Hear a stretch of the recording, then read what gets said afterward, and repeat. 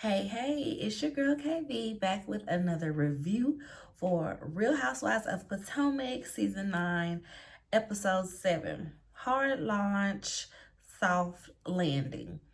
Um, I don't even think y'all gonna get no new edits out of me. Not the win.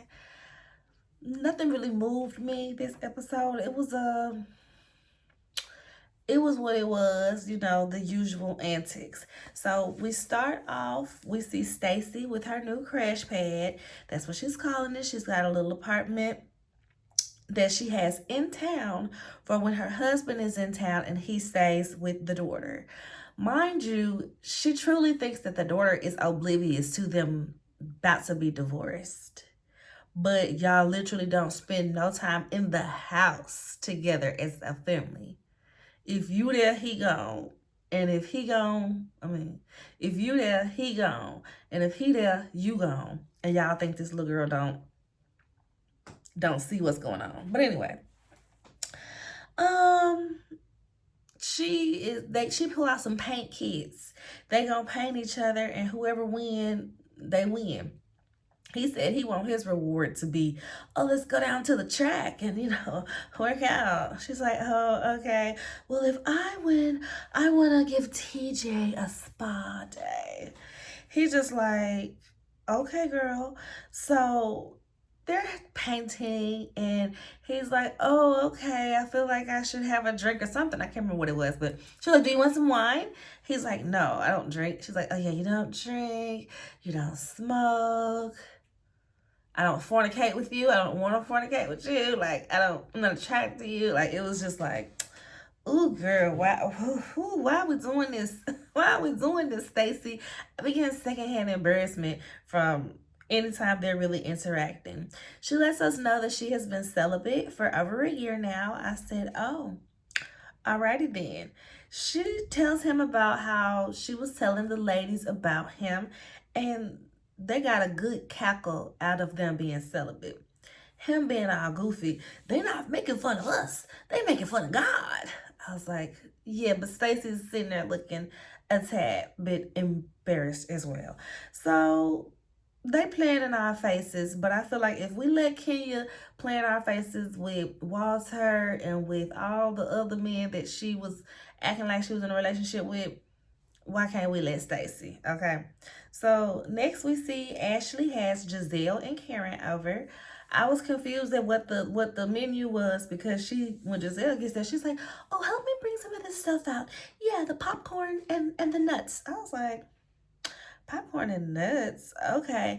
But then I saw once they really sat down, she had popcorn, nuts. She had like a pastry spread, muffins, croissants and stuff, and they had little bowls of strawberries with whipped cream. I said, okay, that's cute. Give me some fruit and some bubbles, and I'm good. So yeah. Giselle even makes a little comment like popcorn and croissants. She was like, yes, I put out everything that we like. I said, okay, well, cute enough. Karen talks about how she was disappointed in Mia for lying about saying that she agreed to go to rehab, especially because Mia was addicted to opioids herself. Karen deflects so much that people are not even really taking it serious, even though it is true. Even it is true, people are just focused on the fact that Karen is constantly deflecting. Every scene, deflection. Giselle is annoyed with the deflection, and I'm like, girl, we all are. Karen's got court next week, so she's nervous, but she does appreciate the lady's concerns for her well-being. And in more deflection news, she says, and I'm here for you too, Giselle. I saw that Jamal has gotten engaged. So how are you doing? Giselle was in her confessional. Again, deflection. I said it was very much deflection. She said she knew it was coming and that he had been talking, she had been telling him that he needs to get married. Pastors and politicians, they need to be married. You need to go find you a wife. I said, okay. She asked about the girls. If the girls know, she's like, well, the girls were a bit confused, but he did sit them down to tell them that he was getting married. But they were confused because it went from friend to fiance. So there's that. So Karen talks about how she wants for Giselle to find love again. Giselle's like, girl, I don't want to be married again. I just want some cute little thing to come over, crack my back, and be gone on its way. I just want some fun and to have my space. I said, yeah, I could imagine, especially with her being an empty nester right now. Giselle doesn't give me, I yearn for a man, I yearn for somebody to be in my space. She gives me, I yearn to have somebody on my arm when I go out and be, doing whatever it is I do in the community. But all up in her space every day, I think she can give or take it. But we'll see. We'll see how Giselle does dating with her girls gone. We see Wendy and her kids and her family. They're going out to eat. The kids are graduating. The little girl graduated from pre-K, and one of the sons graduated from elementary school. So Wendy's all emotional. Oh, you guys were in my belly. And her mom was like, yeah, and you were in my belly. And Wendy's just like, yeah, but this ain't about you. And I'm like, girl, you know your mama is going to make her presence known, honey. She's talking about how she's going to have an all-white birthday party, and her mama said she might show up in another color. The mama is she like, oh, okay, is the party the reason that my allowance is 4 days late? I said, ooh, not your allowance 4 days late. First, I was like, when did mama get on my nerve, girl? Pay your own bills. You still everybody to go and get a job and pay your rent and stuff. And then when I saw that it was only $500, I was like, Wendy, you better send your mama her $500. Like, girl, what? I switched teams real quick. I switched teams real quick, y'all, when I saw that it was just $500. Because she said in their culture, it's customary that once you get on, basically, you help your parents out. You directly send them money. And I said that's how most cultures would have it if it could be. And it's something I kind of plan on doing as well. I don't want my mama to be working forever. I want to be in a position where I can send my mama $500 a month and she be good, and same for in-laws and things like that. Especially with Wendy and Eddie's money, they're making well over $1 million. I feel like with just their regular professions of her being a professor, him being a lawyer, they're probably at $500,000 already.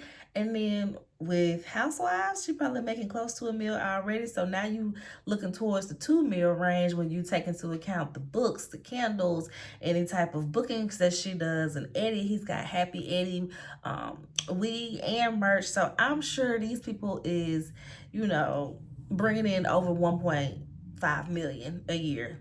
Give me your mom $500 a month. Get her that money.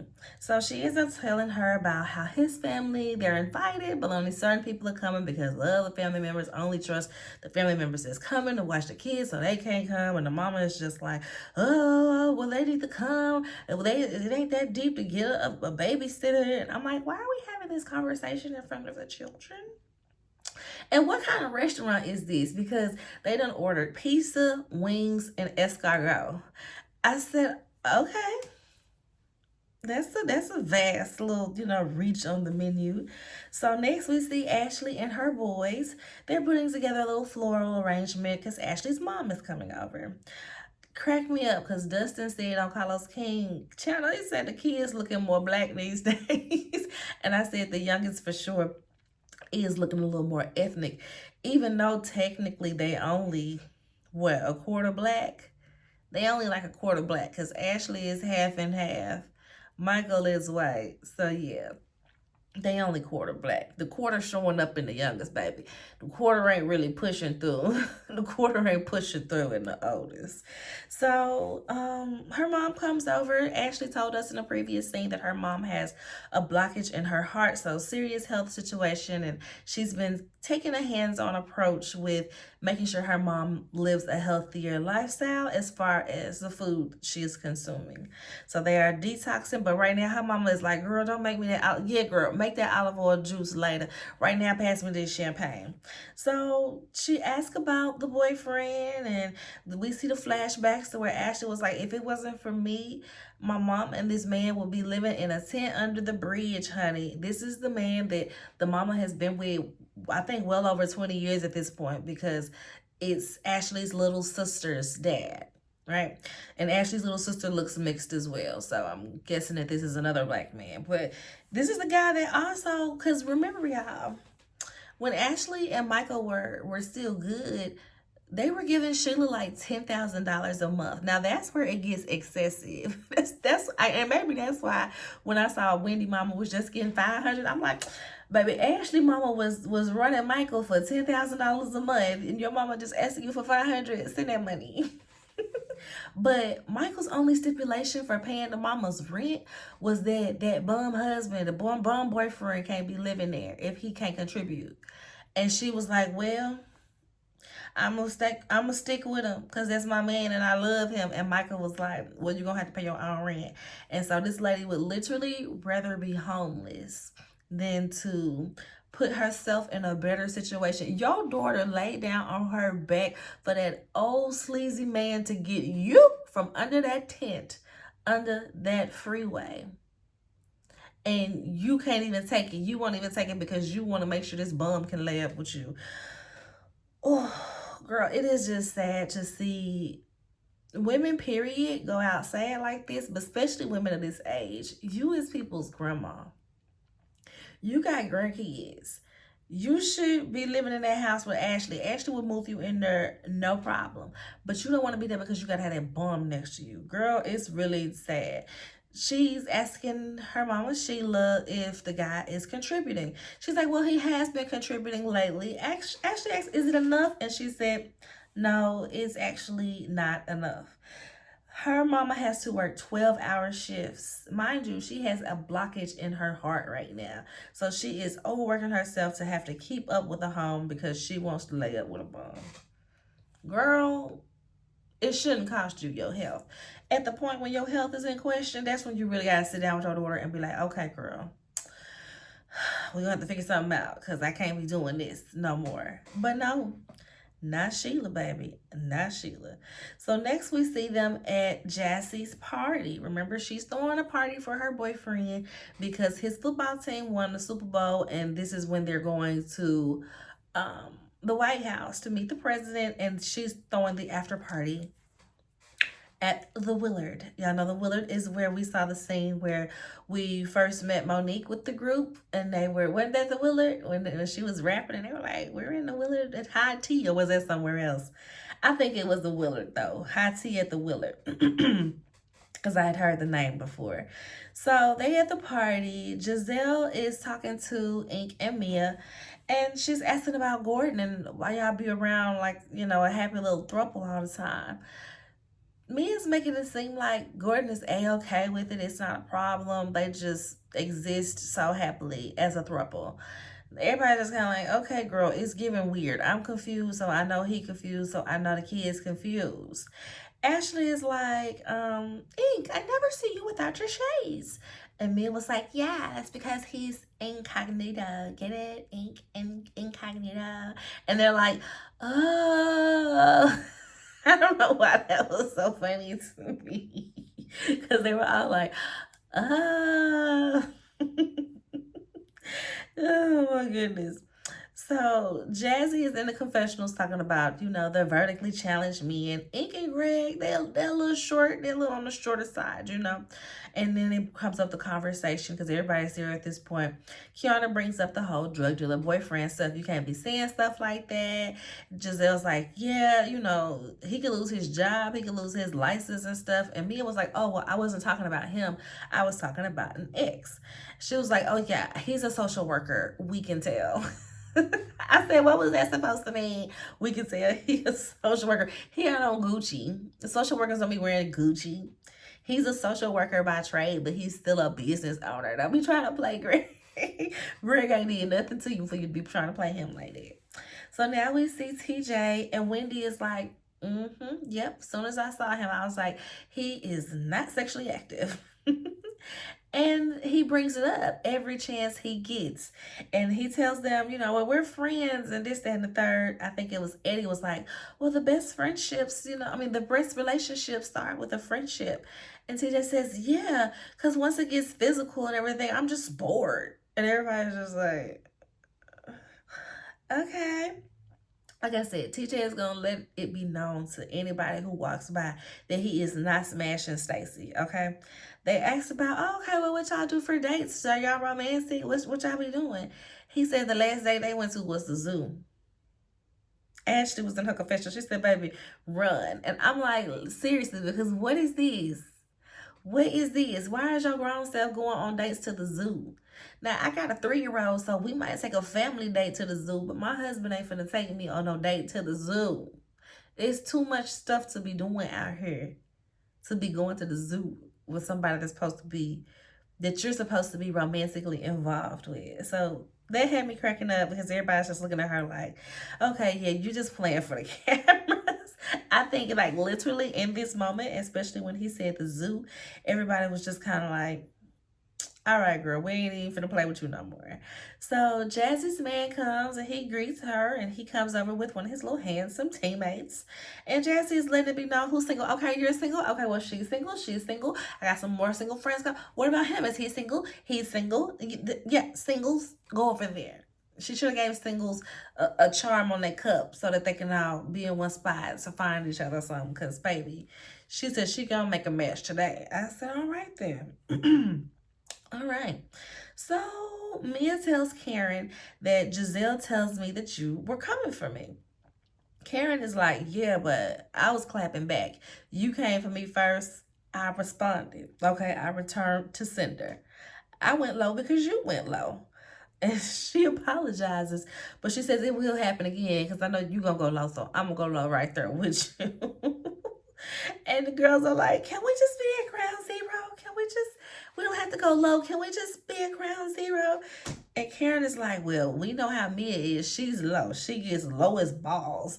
Well, I like balls. Well, yeah, you like low balls. And you like public balls. I was like, what?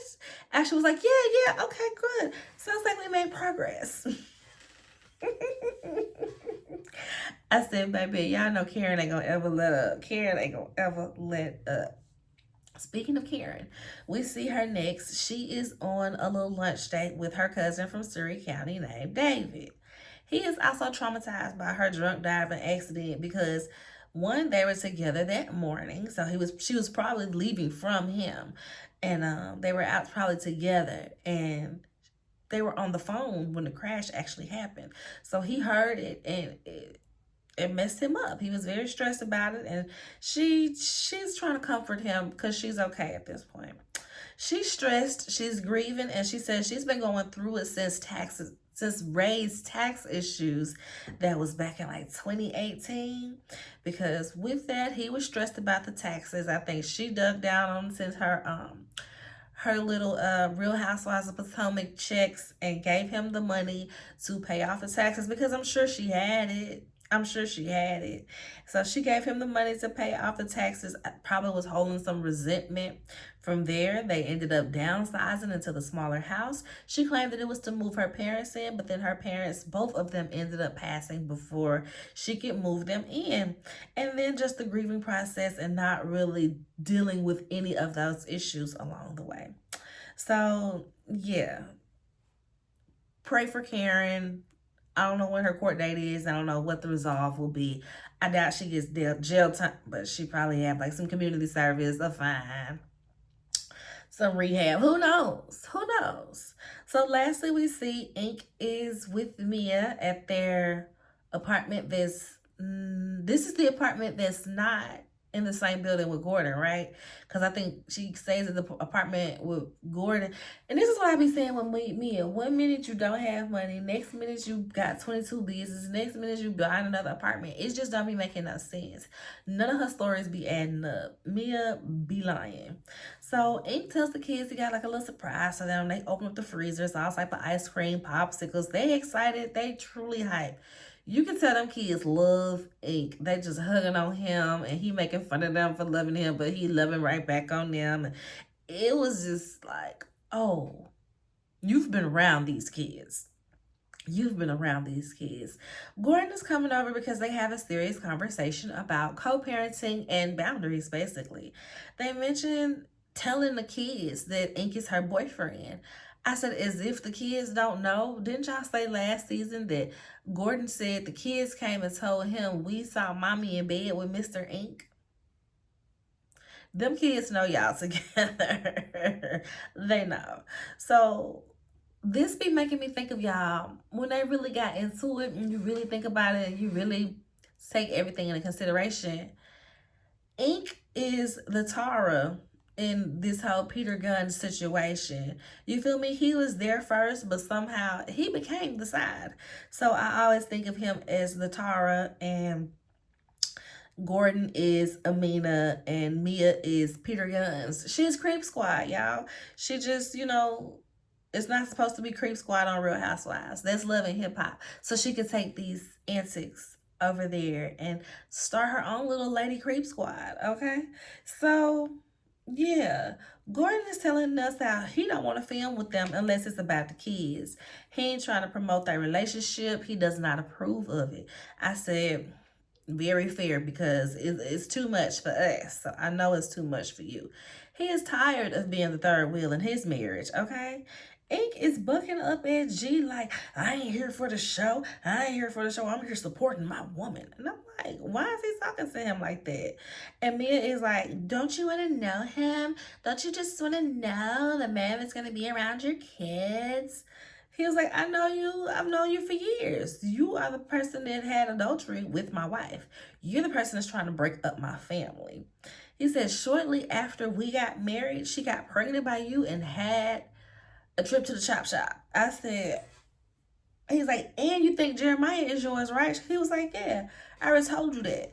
So Gordon is basically like, we ain't gonna never be cool. I ain't gonna never really respect you because you breaking up my family. And you keep messing with my wife. He said, you've had at least 2 affairs with my wife, right? I said, baby, I don't even know if you can separate them out to different affairs because it really don't sound like she's ever stopped messing with Ink in the past 15 years that she been with you. It really don't seem like it. So Ink says that he had no idea that she had went to the chop shop, and they both look at him. I can't tell if Mia is looking at him like, boy, stop lying, or dang, he finna be mad, because the way that Ink is like so set on Jeremiah being his child, it's given he truly wants a child with Mia. And did they mention him even having children at all? So yeah, he might be a little hurt and a little thrown off by finding out, if this is him finding out, that she chop shot his baby. So they argue some more, and then G leaves, and she is over there like apologizing to Ink as if Gordon jumped on him or something. I'm like, he was the one being all loud talking about, oh, we shouldn't be doing all of that in front of the kids, and he know better than to be doing that in front of the kids. And I'm like, boy, you was the one that started it in front of the kids talking about him. But anyways, that was the episode, y'all. That's it. It was there, it was there. Can't complain too much, I suppose. It was there. And I'll see you next week. Make sure y'all like the video, subscribe to the channel if you haven't already. Comment and let me know what y'all think of this episode. Until next time, bye-bye.